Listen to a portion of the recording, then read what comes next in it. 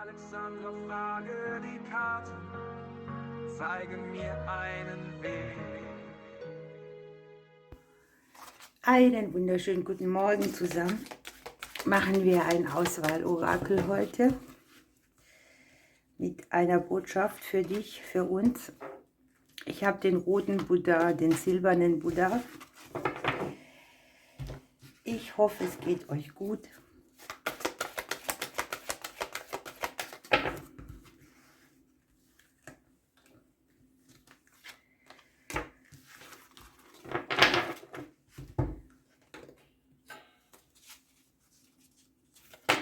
Ups.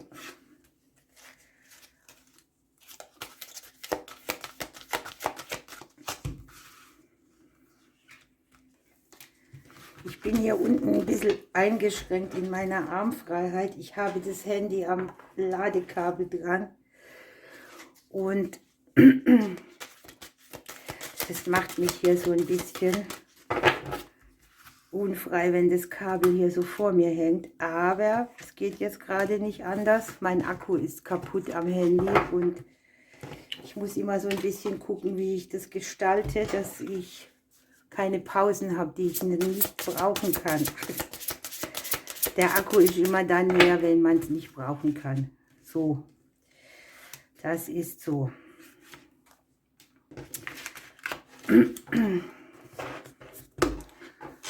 Wir schauen.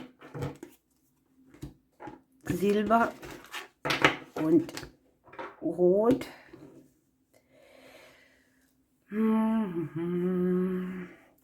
Ich nehme Silber und wir gucken, was wir hier kriegen. Wir haben den Fliegenpilz mit Träume dich glücklich. Wir haben den Engel der Intuition. Wir haben die Geduld. Und wir haben die Biene, die Schicksalswende. Hier zeigt sich etwas, mit dem man im Konflikt ist. Vielleicht ein eigenes Martyrium, mit dem man sich selber nicht wohlfühlt. Eine Situation, wo man kämpft. Möglicherweise, wo man auch nicht harmonisch ist in irgendeinem Thema. Wir haben ja hier Träume dich glücklich. Es geht vielleicht darum, herauszufinden, was uns denn glücklich machen würde. Und unser aller Lieblingswort hier, der Nebel ist hier noch ein bisschen dicht und man sieht nicht klar. Und deshalb ist hier Geduld angezeigt. Es geht nicht darum, einen Schnellschuss zu machen oder einen Weg zu wählen, der im Nebel liegt. Es geht erstmal darauf, sich zu fokussieren, vielleicht auch verstärkt auf die innere Stimme wieder zu hören.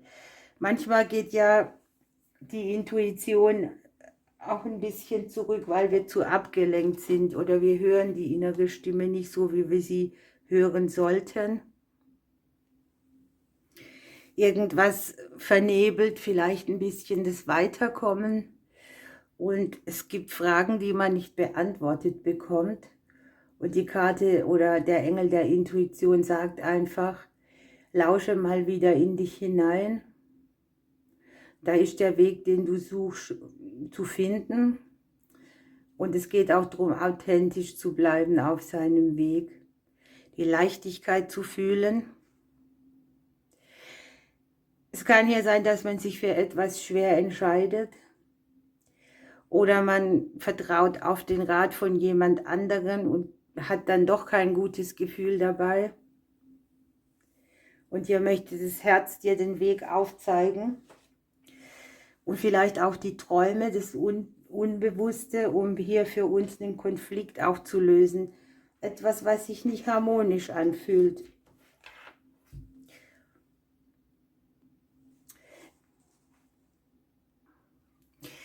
Ich glaube, das, was sich hier als Konflikt zeigt oder als etwas, mit dem man sich auch selbst kasteit, ja, kann hier damit zu tun haben, dass wir spüren, dass irgendwelche Muster oder Verbindungen uns einengen und dass wir diesen Weg gern befreien würden, aber nicht so richtig wissen wie. Auch hier kommt die Antwort wieder über das eigene Herz. Das Aufblühen, dass wir zulassen, dass wir fröhlich, glücklich sind. Also hier haben wir ja auch Träume dich glücklich. Höre auf dein Inneres. Wo gibt es etwas, was dich hindert? Eine Struktur, die nicht mehr dient oder die dich einengt, anstatt befreit. Hier liegt sehr viel Potenzial. Es geht einfach darum, dass man fokussiert und konzentriert damit d'accord ist, dass ich dieses Potenzial eben entfalten darf. Du kannst praktisch nicht, das ist so, wie wenn man zum Beispiel sehr lange in die Sonne guckt und man wendet den Blick dann ab, dann sieht man sehr lange auch nichts. Das dauert eine Weile, bis der Blick sich wieder richtet. So fühle ich das hier. Und es geht darum, sich von irgendwas zu lösen, um sich neu zu binden. Es kann ein bisschen Mühe kosten, aber hier liegt eben auch der Konflikt damit, wenn man es nicht tut, der immer größer wird und immer mehr für Situationen sorgt, in denen man sich einfach nicht gut fühlt.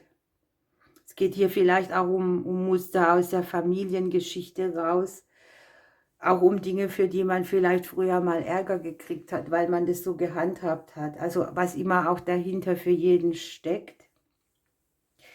Das Leben möchte eigentlich so sein, dass wir uns geliebt fühlen und dass wir auch die Süße des Lebens abbekommen und uns hier auf einen wundervollen Prozess einlassen können, der dann tatsächlich auch Wunder mit Intus hat, ne?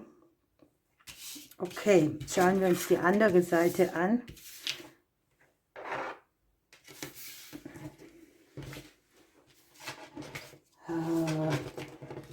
Ich weiß nicht, was ich hier heute mache. Lassen wir es mal so liegen. Also, wir haben das Bilsenkraut. Es geht darum, dass sich Begrenzungen auflösen. Wir haben den Engel der Gelassenheit. Das ist schon mal schön. Ihr habt das Wildblumenwunderland mit der Fülle und den Rochen mit der Selbstmeisterung. Hier kann sich etwas, guckt mal, wir haben hier Begrenzungen lösen sich auf. Wenn ihr das anguckt, er haut die Sense in den Mond rein, da werden Gefühle frei, da fließt etwas, da etwas Angestautes, was nicht im Fluss war, wird freigesetzt. Man hat so eine gewisse Sensibilität für die Dinge, die hier aufgehen. Hier geht es schon auch um etwas, was Wandel bedarf auf der emotionalen Ebene, wo wir sehr damit interagieren oder damit in Resonanz gehen und aber halt hier auch in dieses Gefühl kommen, dass wir uns so angestaut fühlen, dass etwas nicht frei fließt, dass wir eben begrenzt sind. Hier kann man auch einen Blickwinkel wechseln. Hier verliert etwas Anspannung durch dieses Anschubsen von den Emotionen. Es wird mehr Leichtigkeit in einen kommen, statt Gefühlsstau und Starre.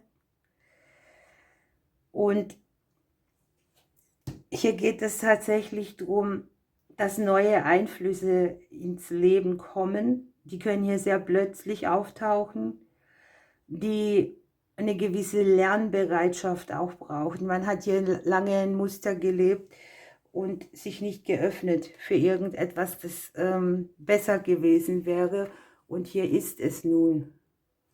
Man wird hier sozusagen mitgenommen auf eine andere Welle, vielleicht auch eine Welle der Emotionen.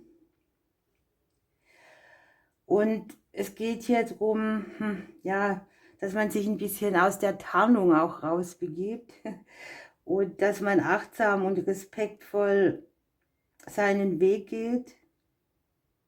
Vielleicht auch ein bisschen in die Tiefe mehr guckt, anstatt an die Oberfläche. Und dass man einfach versteht, dass der Weg nicht immer gerade ist, sondern dass er auch eben mal in Wellen bewegt. Diese Wellen lösen hier was ganz Gutes aus. Sie bringen eine andere Gelassenheit mit. Es geht darum, sich selber treu zu bleiben, sich auf seine Einzigartigkeit zu verlassen und trotzdem Teil eines Großen zu sein. Es geht darum, sein eigenes Ding zu leben und trotzdem dazuzugehören und nicht wegen seiner Einzigartigkeit ausgeschlossen. Man muss hier keine Vergleiche anstellen oder etwas imitieren oder nachmachen. Man darf sich auf das besinnen, was man selber ganz gut kann. Und genau das führt dann hier auch in die Fülle rein. Also hier werden vielleicht sogar Talente gelebt oder geöffnet, Potenziale, die dann nachher eine riesengroße Erleichterung, eine andere Gelassenheit und auch eine bestimmte Erfüllung mitbringen.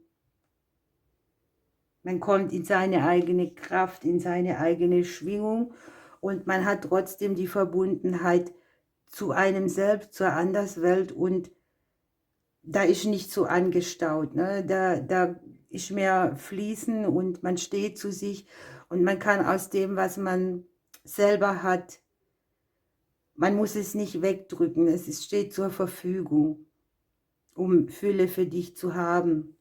Hier diese wunderschöne Blumenwiese zu sehen, auf der alles Leben irgendwie zur Verfügung steht. Spannend, ihr Lieben. Auf mich passen irgendwie beide Teile. Und ich finde es sehr schön, dass man sich nicht immer verstreut in dieses Außen und was andere können und was andere für Erwartungen haben, sondern dass man das, was man selbst hat, gut benutzen kann und für sich einsetzen und seine ureigene Einzigartigkeit und Fülle. Ihr Lieben, ich wünsche euch einen wunderbaren Tag. Ich drücke euch bis morgen.